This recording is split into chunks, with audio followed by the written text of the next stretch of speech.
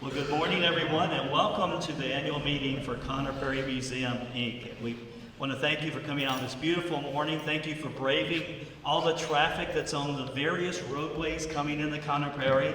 We appreciate your patience as our community continues to grow and Prairie continues to grow. And so sometimes with progress and change, we have a few things that get in our way, obstacles, but we just have to go around them. I think that's what we're all been doing this year. So we're going to be reflecting forward a little bit today in this annual meeting. And speaking of reflecting forward, there we go. For those of you that might not know who I am, I'm Norman Burns. I'm President and CEO of Prairie. I do want to welcome you this morning. We're pleased to have you participating in our annual meeting this morning. Each year, these meetings afford us an opportunity to explain our mission, our vision and values, and how they were achieved through the work that we do.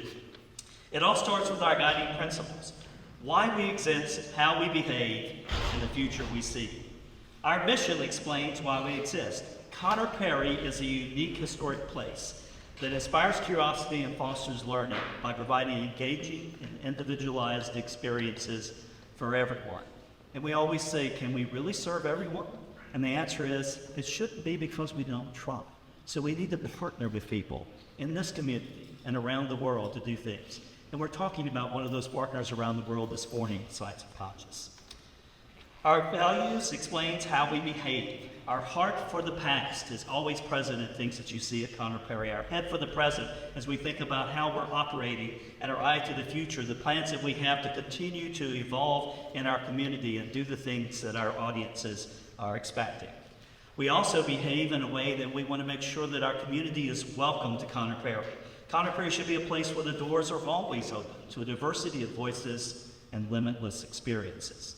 Now, the future that we see is what we do and how we succeed. Our vision at Prairie is it will expand the boundaries of our historical and natural resources by exploring, celebrating, and improving the human experience. And what is that human experience? We're looking at it this morning. It's all of us. It's how we interact with the environment around it. It's a history that we made. It's the history we're making today. It's the history we will make in the future. And that's why Prairie exists, is for us to be able to do things like that. Our aspirational goal is to change the way the world views and uses museums. Prairie is so much more than just a living history site. We're an experiential site. We're a community asset. That's why we continue to use these 1,046 acres of land and 3.3 miles of river to both plan and expand and do more services for it. That's why we just opened a 2.4 mile Prairie Trail and a Vista Trail. So our community can come out and they can engage with the land, they can engage with the river, and there's going to be so many other things that will be done around that. The annual meeting also allows us to thank many people who make these guiding principles work and make them possible. So I want to personally thank this morning all of my colleagues on the Prairie staff. If you're not already standing, would you please stand? All Prairie staff members. Let's get it going.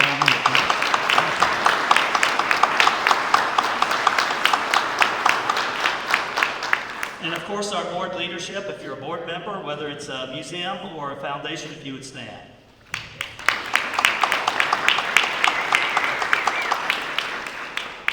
And that means everyone else is seated or standing, or donors and volunteers, and you're all helping us support what we do. And of course, we have to thank our visitors for keeping museums like Prairie vibrant places that serve the community. And of course, we can't do it without our board. So now I would like to take this opportunity to invite our board chair, Steve Hageman, to come up and talk a little bit about the highly talented board that we have, Steve, and the work that you're doing. Just realized I have not. Don't take it back. See the slides? This is Steve Hageman. You're getting taken care of, Tom. It's okay. Well, welcome all, and thank you. On behalf of the museum board, Chris, Jay, on behalf of the foundation board, we just want to welcome you here. And we want to give a big thanks, Carmen, to you, your team, all of the full-time, part-time volunteers. This place doesn't function without great people, and without people that have a passion for what Prairie is, but without a vision of what it can be, not only tomorrow, but as Mr. Lilly started 50 years ago, 50 years from now. And so we just want to say thank you to you. We got a lot of stuff going on here. You know, most of these projects would be big deals just by themselves. But as you look at what's taking place at Conner Prairie, what's been taking place over the last couple of years, what's here now, what an unbelievable opportunity we have to raise the bar. And not just raise the bar for Conner Prairie, but I think raise the bar for musicians as a whole. Not just in our region, but across the country.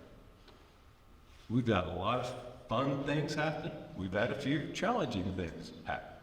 Norm, how many places do you have people now in offices? 17 places. So when a museum building gets virtually totally redone, there's a lot of confusion. And I've been part of moving offices and being temporary. I sympathize with all of the staff when it comes to that. You know, Lily had a vision, and he funded the vision. And he took something that I think he moved it around, but he created a platform. I think the Lilies would be pretty pleased to see what's here today. Aren't you? It's pretty exciting. So he was a major contributor. We have other major contributors. And it's the people like Jay and Nancy Greger who have made unbelievable commitments and gifts to Conner Prairie that will take it the next 50 years. And that, Jay, I know Nancy elected not to be here today, but I want to personally thank you, and I think we all.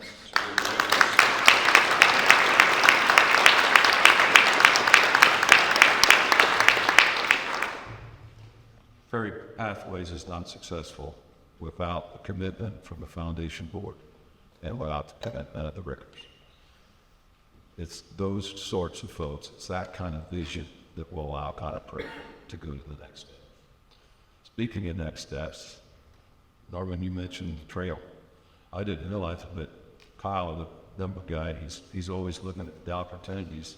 And I didn't realize, Kyle, you've made a statement at a recent meeting that we have a lot of new areas, a lot of new folks that have asked about the trail, some opportunities to create revenue through the trail. And that's just one thing where we continue to build out our community. We know Promised Land is proving ground. It's been a little slow to get opened up, but it's going to happen, and it's going to be a fabulous experience. And it's going to invite folks from a bigger, broader scope and to see the history that was created from people of color. Of course, the museum building, we can only imagine, and I say new museum building because anybody that was used to it and saw it, and if they stay away till it's open again, it will be new. You'll want to know where you're at in that building. It's got to be phenomenal. And to be able to reach out and have, how's this work, new old exhibits. Lincoln's Top Hat's pretty old, but it'll be new for us.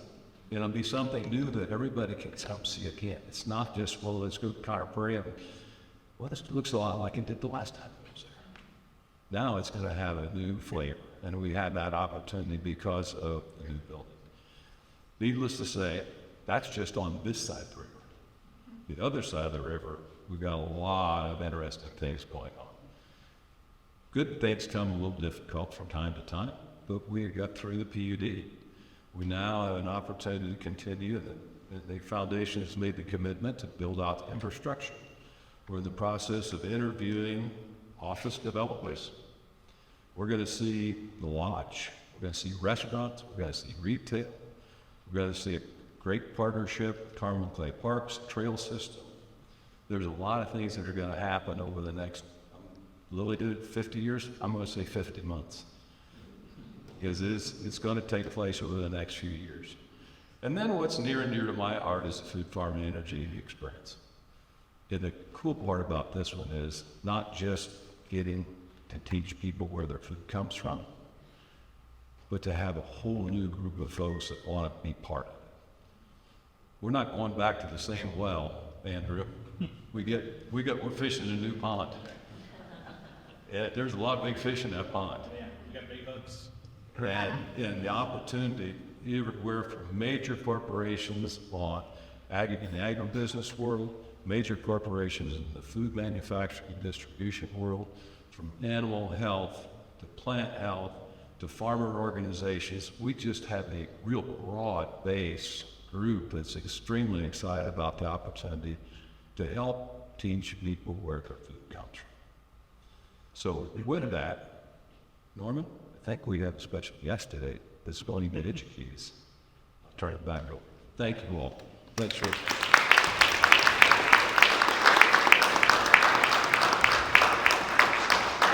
Thank you, Steve. I did want to provide a little clarity. As you know, we're Smithsonian affiliated. And with the new Museum Experience Center, we're going to have 4,000 square feet of traveling exhibit space that we've never had before. And it's going to be high quality space that we can bring objects from around the world if we want to. And we would love to have Lincoln's top hat. I don't know that the Smithsonian will ever get it, but we're going to try, Steve. I promise you, we're going to try that. But that is the level of objects we're going to be trying to bring to bear.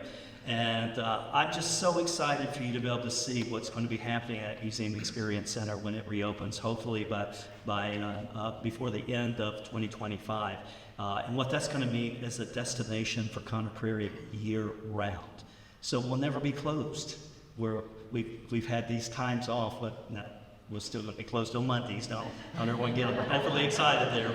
But we will likely be open 6 days a week year-round moving forward. That's the business plan we're going to be, because we're going to have a place for people to visit and do those things. And that was never in the cards for Conner Prairie, but thankfully, because of our board of directors and staff and donors and volunteers, when we went into site master planning back in 2017, we began to look at what could the future of Conner Prairie be.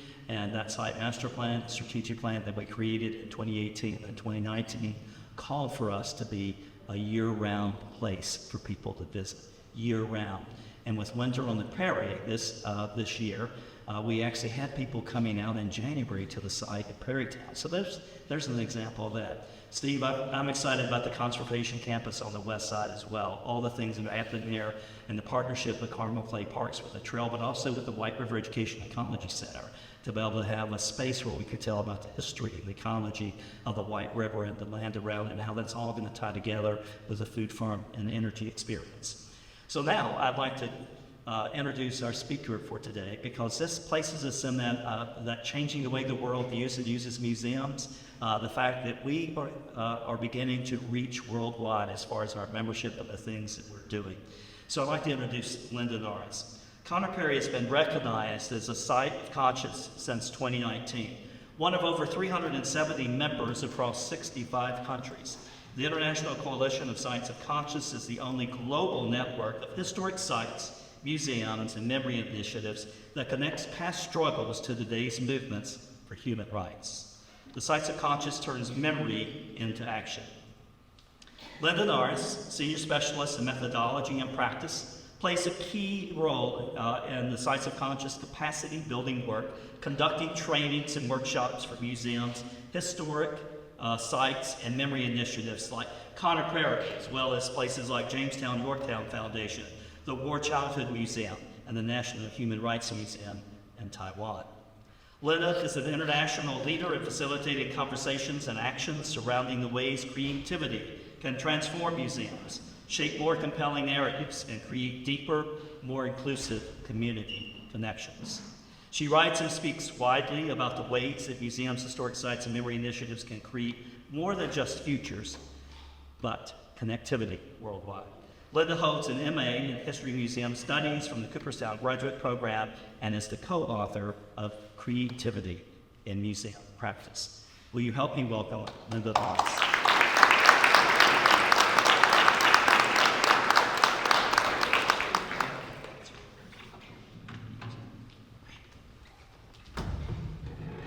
I think I'm not quite as tall. Everybody hear me okay? Great. I'm really pleased to be here. Thanks, Norman, for that kind introduction. Thanks to all of you for your support of Conner Prairie. I have been involved with museums for a long time, since I was 15 in high school. So I know how important the support of board members, donors, volunteers, and staff are. And I can really see it today. Let's see, as always, making sure.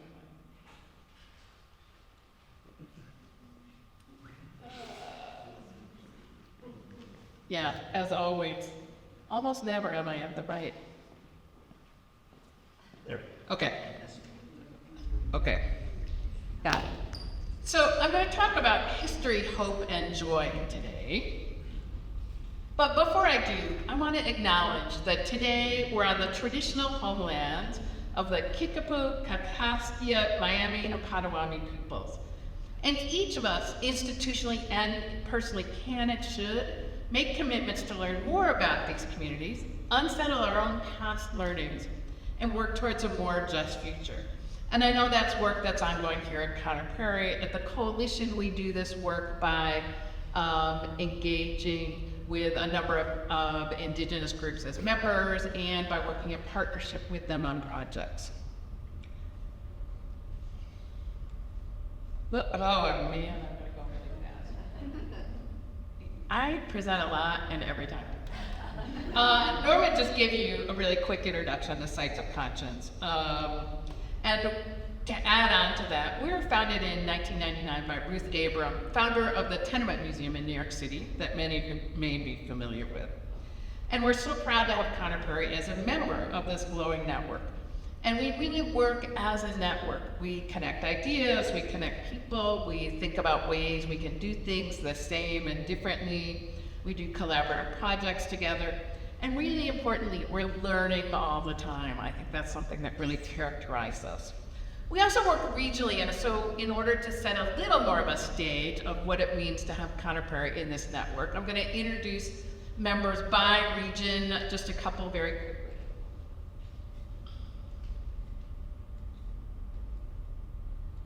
North America. Whitney Plantation, which some of you may know because Conner Prairie staff went down there to help rebuild after a hurricane. The Statue of Liberty, Ellis Island, and the National Indigenous Residential School Museum in Canada, which is an outgrowth of Canada's Truth Commission work about the residential schools. Wow, this is the jumpiest. I am so sorry, I don't know how to do this. Can I have my guy just say next slide and you do it since I'm doing so bad? Sorry, I feel like you guys must have a headache already. Latin America and the Caribbean. Casa de Popo, a site initially set up to serve Jewish immigrants to Brazil. The Museum of the Peasants and Farm Workers, also in Brazil, in a tiny community. And Casa de Memoria in Medellin, Colombia. Next slide. In the Middle East and North Africa, the Creative Memory of the Syrian Revolution, an entirely online site. Act for the Disappeared in Lebanon, and the Rating Foundation in Istanbul. Next slide. In Asia and the Pacific, Youth for Peace in Cambodia, the Migration Museum in Australia, and the Taiwan National Human Rights Museum in Taiwan. Next slide. In Africa, District 6, in South Africa, Manene Cultural Trust in Kenya, and Maison d'Esclave in Senegal. Next slide. And in Europe, La Bois de Casier, a historic mine in Belgium, the Maidan Museum in Kiev, Ukraine, and the National Trust of Scotland. Next slide. So that's a pretty diverse group.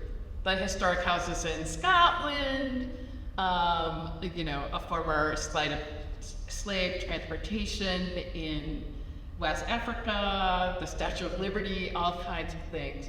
What they have in common are these 4 principles, and these are things that we ask every member to agree to when they join, and every year spent. That they engage the public in dialogue on pressing social issues. We know how many pressing social issues there are out there in your own community and in the world. That we invite the public to take action on issues raised at their site. We want you to go home, and that action might be having a conversation in the car on the way home. And that you work collectively to preserve memory, promote truth, and pursue justice. We're a network, and so we really want to encourage everyone to work collectively. Doing the work at the Whitney Plantation was a fabulous example of that. Next slide. So when you look at our list of members, you might think that we are a network of, as a museum friend of mine calls it, museums of bad news. She's like, well, no, you work at the Museum of Bad News. But actually, we draw inspiration from the words of the declaration of the very first meeting, 9 or so people, 9 or so organizations gathered together. We are gathered here to deepen and expand our efforts so that citizens the world over may know who they are, where they are going, and what steps they must take to get there. This is, after all, the implicit power of history. We are here to make it explicit. That's our job, all of us together. Next slide. And what distinguishes Sites of Conscience from other places is the idea that the act of building in the face of our worst experiences, some of the worst human experiences you can imagine, cannot happen without the belief in a better world and the joy of living and building our way towards that future. I'll share a few examples from our members of that joy within some really challenging situations, and end by sharing a bit about what I see as the joyful potential here for Prairie. And of course, I also want to have some time for questions. I am most comfortable when there's some time for you to ask and learn as well. Next slide. District 6 Museum in South Africa collects and shares the stories of a now destroyed District 6 in Cape Town, a multi-ethnic community destroyed by the apartheid regime. The memory of District 6 remains strong, although of course as time goes on and people grow older, that specific memory is not as strong. But what they are now working to do is not just to remember District 6, but to embrace and share the multi-ethnic collaborative nature of District 6, providing new opportunities for people in South Africa to create change in their own community. Their goal is District 6 is an inspiration from others. And it means all kinds of things. One of their great projects was they did a project, they were interested in reviving traditional home-based crafts, led to an exhibition, right? We all know museums know how to do that. But then, by prioritizing the stories of women, homemakers and seamstresses, led to ongoing storytelling, but also the development of a product line featuring these stories and really helping to provide economic support for these women. So the project features memories of loss, but it also has strong elements of joy of the women working together. Next slide. The West Virginia Mine Wars Museum in West Virginia, was founded a century after the Battle of Blair Mountain, a huge and violent labor strike in West Virginia. The miners there fought for rights, workers' rights that are still being challenged today. Their mission is to preserve and share stories about the struggles of coal miners and their families for workers' rights, civil rights, and justice in the early 20th century. As a people's history museum, they say, we lift up the legacy of a multiracial, multilingual effort to unionize the coal fields. We foster connections between the mine wars era and the injustices today. As expected, the museum does exhibits and school programs, but in fall 2023, the museum hosted a new project, Camp Solidarity, a project designed to build worker power, focusing on critical skill building and an understanding of the role of history in the work of fighting for workers' rights. Next slide. Our Lord in the Attic, I won't pronounce it in Dutch for you. I'll let that go. If you've been to Amsterdam, you probably walked by this building. Has anybody ever actually been here? It's a 17th century canal house, but it has a complete church in the attic. The attic church was commissioned by a wealthy Catholic merchant and dedicated in 1663. When they lived in the house, a Protestant city government was in power, and it was forbidden to practice the Catholic faith in public spaces.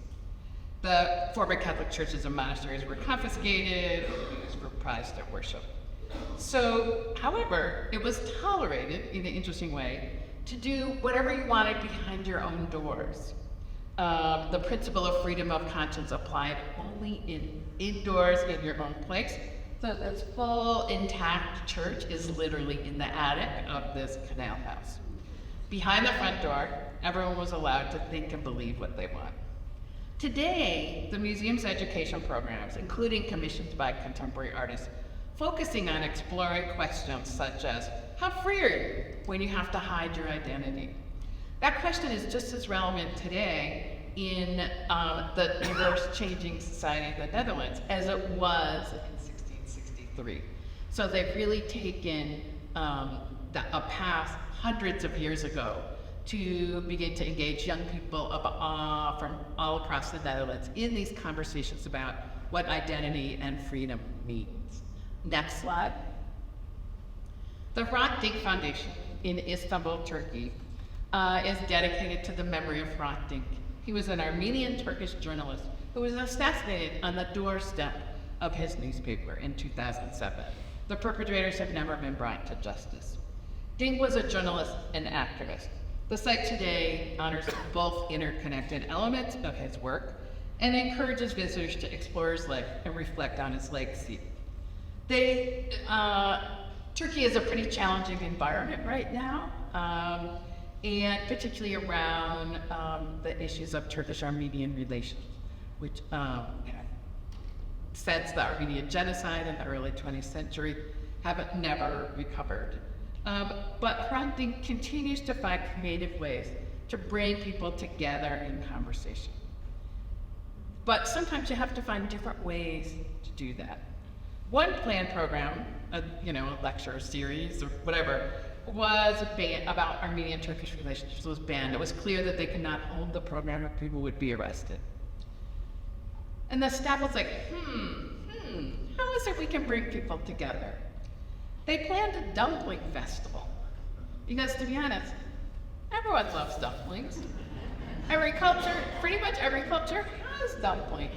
Armenians and Turks have slightly different kinds of dumplings. Over dumpling making, and eating, of course, conversations and relationships blossomed in a way that they might not have otherwise.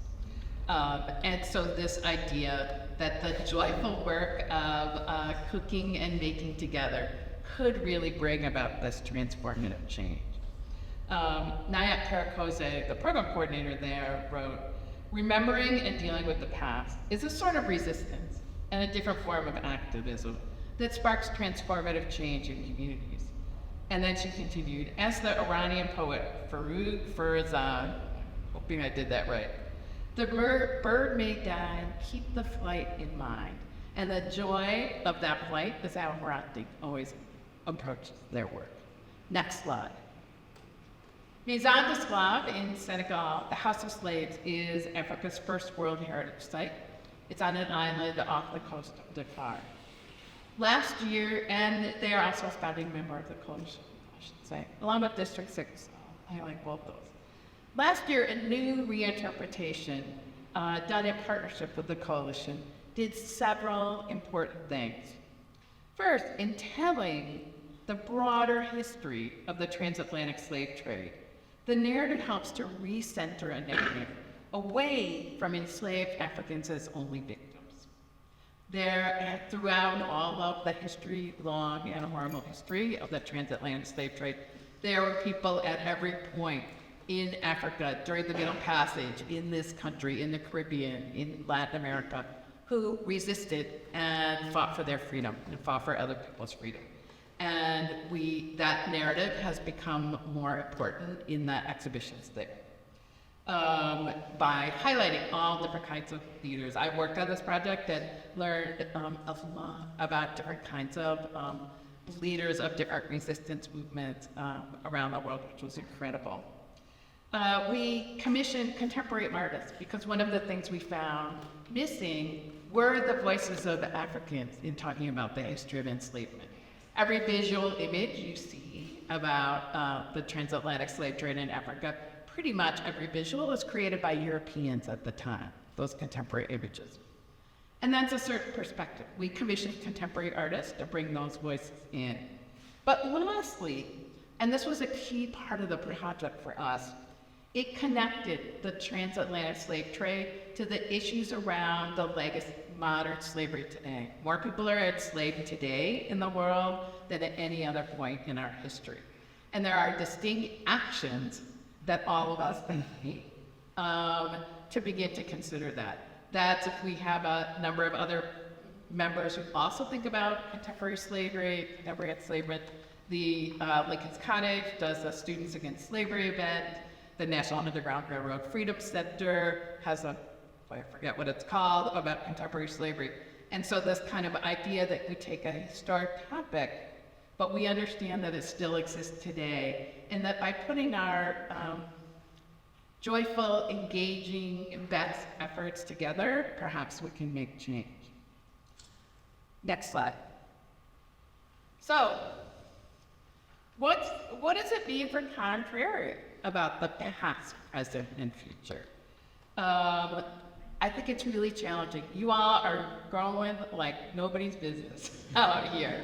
I could see as I looked at the panels before we started, I can see all the different things are underway. And I think by holding to your mission and your values, those are going to be critical things as all of you go forward. And as the work of the coalition continues, one of the things we're always interested in is finding, as we said before, more ways to connect, more ways to share the work that our members are doing with other members. The Prairie was a part of 2 years ago, I think, a project that we did in collaboration with Smithsonian affiliates, with 10 organizations in the country to think about highlighting narratives that have been omitted, a key part of the Smithsonian's goal at the moment as well. But we are always looking for ways to kind of share the work. I just heard from somebody that they shared some of the work that we've done here at Prairie with other people here in Indiana, which is terrific. We really believe in thinking about our work and our ideas as spreadable. And that also includes the spreadableness, if that's a word, of what our members are doing. And we love to highlight that. So some of the things that I think are going to be, from my perspective, because to be honest, I'm super happy. I don't have to think about raising the money for things or building projects. I'm really happy that's what I can do. But I do want to say, from my perspective, here's some things that I think are going to be important going forward for Prairie. Next slide. Dialogue. We believe that dialogue is a critical part of all of the work that Sites of Conscience do. And that means lots of things in lots of different places, but all of the staff here at Prairie have learned about dialogue to some degree, and we'll be doing some, I'll be coming back in June, I think, to do some additional training. Learning how to bring people together in conversation around challenging issues is one of the most important things I think that we can do. That is, Norman talked about the trends in the museum field. This is a trend in the museum field. The International Council of Museums' relatively new museum definition talks about this process of bringing people together. So as Prairie moves forward in every part of its work, to think about how dialogue, how you can have conversations with each other. Because sometimes we've discovered museums are not that good at having conversations with each other, like their staff, but also with the visitors is critical. And we need that deep conversation more than ever. Next slide. Prairie site presents so many opportunities, and you all just talked about more, to explore more issues all the time. The Food, Farm, and Energy Project really is a way to think about, well, what does it mean? How do we become more sustainable? How do we ensure that people, that we provide enough food for the world and take care of the environment? All of those things are critical. We have lots of other members around the world who are also beginning to think about these issues. The Museum of the Peasants and Workers in Brazil is really thinking about what does it mean to help our community support itself through farming. The Southern Tenon Farmers Museum in Alabama as well is thinking about how do we think about this history and the present day. Villa Grimaldi in Chile, which really started as a site that commemorated the former torture center, has expanded their work to address environmental issues by working with local communities to create museums, theater productions, and art installations around the environmental issues in that particular community. So I think there's kind of a whole range of amazing places where Prairie can expand this particular work. Next slide. But most important right now, from my perspective, is the imminent opening of Promised Land Proving Ground. It's an opportunity to tell narratives that have previously been ignored by the mainstream community. To be clear, many of these narratives have been known by the Black community for generations. But to bring these narratives forward to a broader, the larger kind of Indiana and a broader community is incredibly important. There are opportunities, new opportunities for dialogue, new opportunities to build new and authentic community connections, expanding beyond the audiences that you already have. And of course, the opportunity to share the work with others. This conversation about Black history in the United States, we see a growing number of our members. We have 2 new members in the last 2 years, both of whom are former Ku Klux Klan meeting places, where local communities have said, no, we are going to reclaim this place as a place of healing and memory and future action. We, the Valentine Museum in Richmond, Virginia, the heart of the Confederacy, has just opened an incredible new exhibition looking at the work of sculptor Edward Valentine, the best known sculptor of the Confederacy, and his contribution to the false narrative of the lost cause. Kind of an incredible exhibition that takes a very hard look at their founding family as a museum and what it means. So the Conifer is joining a whole host of member sites. Was at Monticello a couple of weeks ago, who is embarked on lots of interesting, challenging discussions about how to expand their story. That you're joining a whole network of member sites who are addressing these issues. And I think there's lots of opportunities for experimentation and learning. Next slide. I'm going to end with 2 reminders about this work from our perspective. One, this work requires bravery. It's scary to do work that we haven't done before. It's always scary. And I have to say, when I think about what I've learned from sites of conscience in the US and around the world, there are so many brave people that the joyful work is almost always accompanied by bravery. Some of our members have a kind of bravery that's even hard for us to imagine. You know, our member sites in the Middle East, many of them are founded, and in Latin America, I'll say, well, many of them are founded by people who've had their own personal experience of being imprisoned and tortured. Our member in Ukraine, my dear colleague Igor Poshabayo, they are working under, in a war zone, essentially.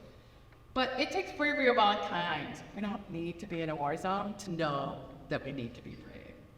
And so the work of telling these important stories, engaging the community in dialogue, takes joy, but it's also going to take bravery. And part of what that means is understanding that you're not always going to get it right.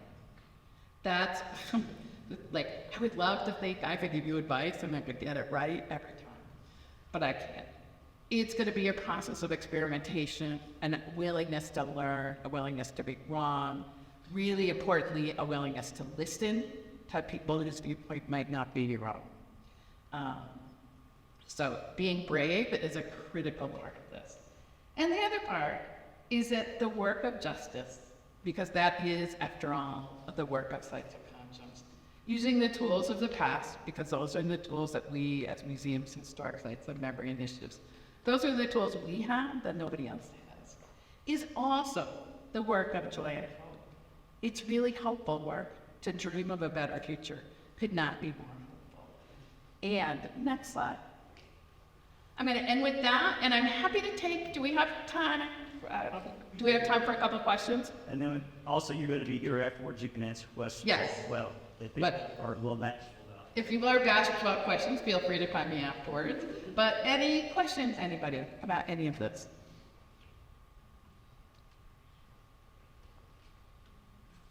No questions.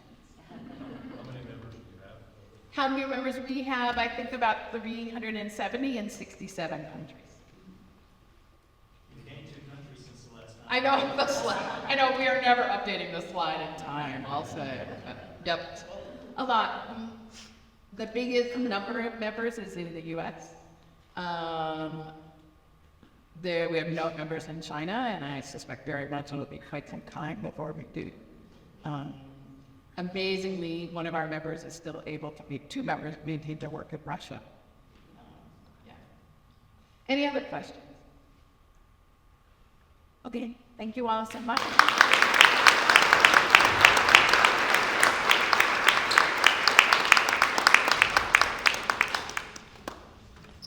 So Linda will be down front after this, after the annual meeting is over, if you want to ask her some more questions, as will several board members if you have questions about things that we're talking about today. So Linda, once again, thank you for sharing such a comprehensive overview of the sites of conscious and really how Conor Prairie's aspirational goal for changing the way the world views and uses museums really fits into this word, worldwide, and we're very proud to be a worldwide member of Sites of Conscious.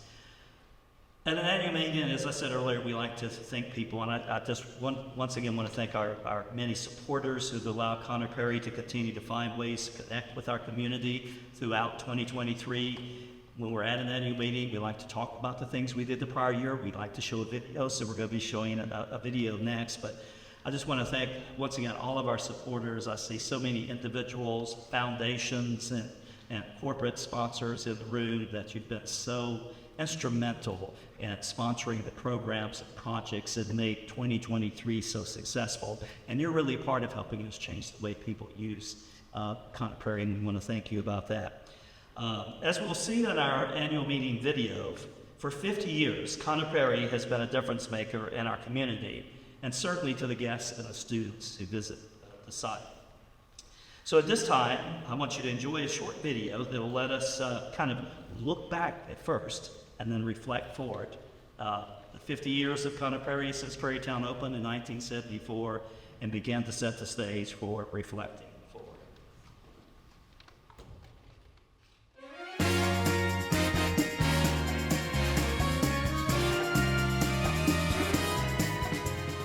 In the 1930s, an enterprising businessman, Eli Lilly, acquired the Conor property and surrounding lands. Appreciating the historic value of the estate, Lilly saw to the restoration of Conor's house. This historical complex would come to include not only the Conor home, but also a hands-on, full-scale working 1836 village to create a living museum where visitors of the present could personally interact with people of the past. For 50 years, Prairie Town has offered an opportunity to engage with our shared history in an utterly unique way, examining, celebrating, and improving the human experience. Not a stagnant rose-colored portrayal of times gone by, Prairie Town is an immersive and evolving experience, breathing life into historic clothes and buildings, using historic objects in the context of their historic use, all to spur interactions relevant to today.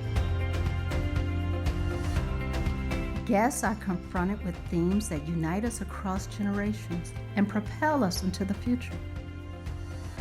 Cooking a meal with family and friends, the movement of people and connection to the land, influence of the seasons on our work and play, innovation of tools and technology, organic expressions of art and music, playful exploration of nature, interactions and impact of animals, invoking intergenerational learning, promoting kinship, and inspiring curiosity. Conor Prairie is a place to hear, see, and participate in the stories of our American past. Guests come here to experience history, but we wouldn't exist without them being part of ours. They are a vital part of the community made here.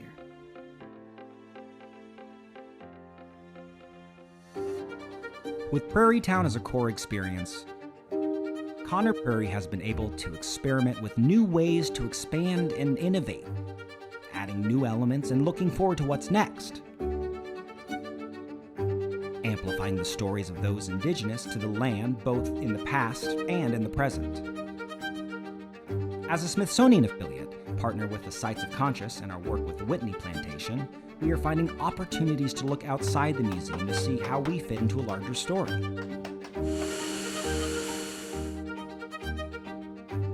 A new permanent contribution to Prairie Town and beyond, Promised Land as Proving Ground, expands to the stories of the African American experience in this country.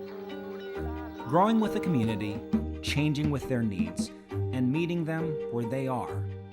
Conner Prairie is a flexible tapestry that gives us the freedom to adapt new experiences and learn alongside our guests, evolving the experiences we foster and the stories we share together.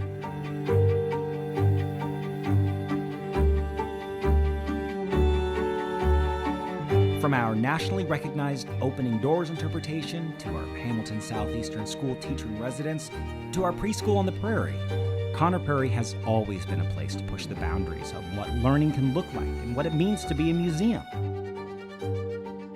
Inspiring our staff to be thought leaders and to make the experience more engaging and meaningful. Whether it's grasping how long humans have spun wool in the loom house to exploring what happens when mixing different textures and colors with our young learners, Conner Prairie promotes lifelong learning by providing the space, making the time, and giving the guests the freedom to choose what they're curious about and encouraging them to pursue those interests. Conner Prairie is more than an institution of learning, but a safe place that invokes and prepares our guests to be courageous. Courage to climb our 3-story treehouse, have a hard conversation with our costumed interpreters, or courage to share their own story. Investing in our guests and our community is an investment in the future. With annual events spanning over 40 years, this long-running community investment in Conner Prairie will allow us to reimagine these legacy programs and embolden us as we continue creating new ones, growing the opportunities to make memories. A place to learn, have fun, or slow down. Our changing business is offering a dynamic diversity of experiences and differentiated learning opportunities, welcoming in guests and allowing them to make connections across all areas. Our active conservation of rare breeds offers a living link to the past through our sources of food and fiber, highlighting the intrinsic value in preserving the traits, skills, and resources needed for the future.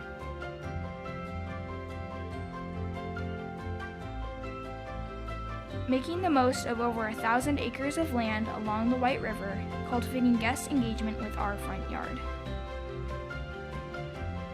Inspiring empathy by, with, and through all aspects of the natural world, the plants, animals, water, and each other.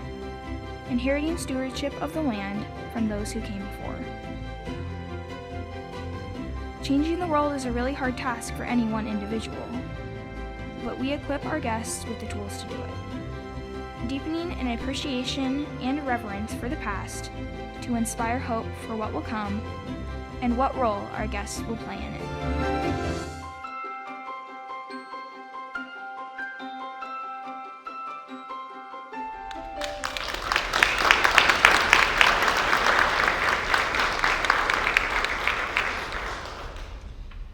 We're so fortunate to have so many talented colleagues at Conner Prairie. Before each quarterly board meeting, our marketing communications area, specifically our media folks, put together a video that shows the previous quarter of work that Conner Prairie does. And I make this statement at every board meeting.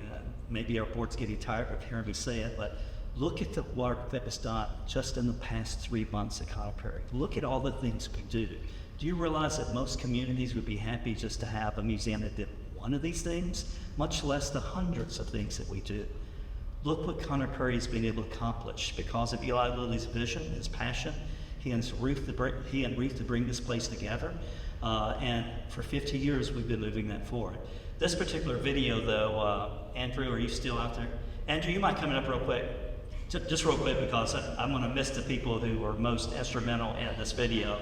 But both Keith and Ryan were instrumental, but I want you to, Andrew and his team are the ones who put together the annual meeting and media presentations, and I know I will miss important people if I start taking off names, so I'll let you do. Sure. Well, I wouldn't begin to name all the names, but I've just asked everybody who was part of the planning committee for the annual meeting to stand so that we can recognize you because you're here today. So thank you for that. Many of us in the back still running the tables. And really a special acknowledgement to Ryan and to Keith and to the rest of the staff who contributed to the video this year. That was a brainchild of the entire committee, but to have such talented people like Ryan and Keith on staff who can bring it to life and can look at the last 50 years and help us reflect forward for what could come is really remarkable. So great job. Thanks, everybody. Ryan is behind this camera. Raise your hand, Ryan. And that's Keith back there in the back. They were two that very, very much responsible for putting this together, working with the team to write the script, to actually go into the archives. I think you had to scan some of these images. I don't think they'd ever been scanned before. So you're going to see a lot more of this type of archival things available on the website, and especially as we do more and more with our digital twin and telling the story in the future. So once again, team, great job in putting this together today. So this video, I believe, Andrew, will be posted to the website by the end of the day, or this week, sometime this week. Maybe not the other day, sometime this week. And then sometime in the next week or so, we'll be sending you a link to read over our 2023 Mission Impact report that reflects on the work that our staff has done so well this past year in 2023. This work that's included, you've seen many of these things already. Promised Land is proving ground and getting it ready to open this year, as well as the Conner Prairie Trail System and the Vista Trail, which just opened with a ribbon cutting a couple of weeks ago, to activating Prairie Town in the wintertime this year with Winter on the Prairie. All of this and even more is going to be a catalyst for the things that we do in 2024 and beyond. And everyone in this room has played a role with that, whether you're a board member, a staff member, a volunteer, or donor, and we appreciate that. So more than ever, we are realizing the power of this place, the power of community, and the power of storytelling. Storytelling at Conner Prairie is done through this unique historic site called Conner Prairie. Unique in its landscape, unique in its habitats, and unique in the people who have called it home. As part of our international work with the Coalition, the Smithsonian, the American Alliance Museum, and countless others, including the Smithsonian, as I said, we are positioning ourselves to serve not only the community and reflect forward, but also doing that not just locally with our community, but also nationally and even globally, as you've already learned from our discussions about the sites of conscience today. 2023 was a monumental moment for Conner Prairie as we embarked on serving our community and ourselves in new and unique ways.